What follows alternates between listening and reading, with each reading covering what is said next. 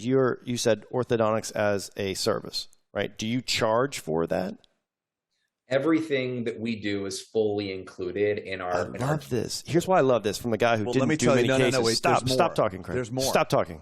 There's more, though. I want you to hear one part. No, I don't want to put a pin in this, and you don't get to. Okay, no, keep going, but I want to tell you what's cool about this. All right, I'm going to tell you what's cool about it from someone who doesn't do it all the time, and I think I would be the target market as a dentist for a company like Candid, is that I would do a case, Nick, I would go through the clean check, let's just call it, and I would say, oh man, this is complicated.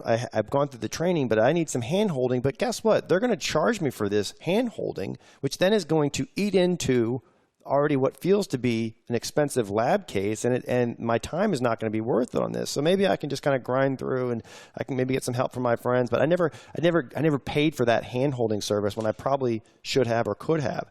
So I love that you're not making it this if this then this. It's like you make it as a service to help and hold hands with the dentist to remove that fear barrier of am I doing this right?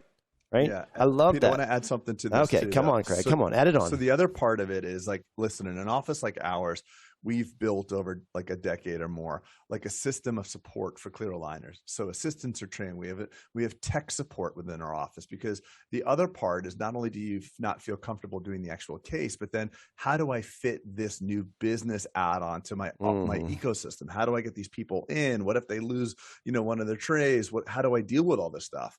So it's great this is what I wanted to tell you why you'd really like it, because Candid actually provides all that back-end support. So if you break an aligner, lose an aligner, is that correct, Nick? You call them and you can get a replacement. You're not talking to Diane at your front desk who's like, it's like one of the reasons why I don't like to sell toothbrushes in my office, because when the thing breaks, you're having to call Sonicare or Oral-B or, whatever. You're the intermediary, right? You're the intermediary. Yeah, exactly. It's horrible. Yeah. Never be the intermediary. We've gone and we've said, okay, what's broken with this experience, right? Like, and why is it that 90% of general dentists, even though they've 2/3 of those have gone through expensive, time-consuming clear aligner training with one of our competitors. Why doesn't it work? And it's things like that, right? It's the fear of moving teeth.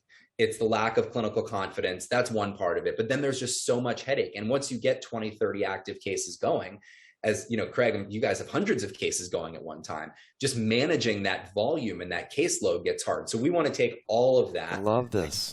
Technology and telehealth to enable you to be a much more successful, much more efficient. And efficient. I knew you were about to say that, honestly, because that was also a pain point. Is like, all right, I'm getting the teeth moved, but I know, like, if you put Craig's treatment plan would look quite different than mine in a clear aligner, and he's probably way more efficient because he's doing it all the time.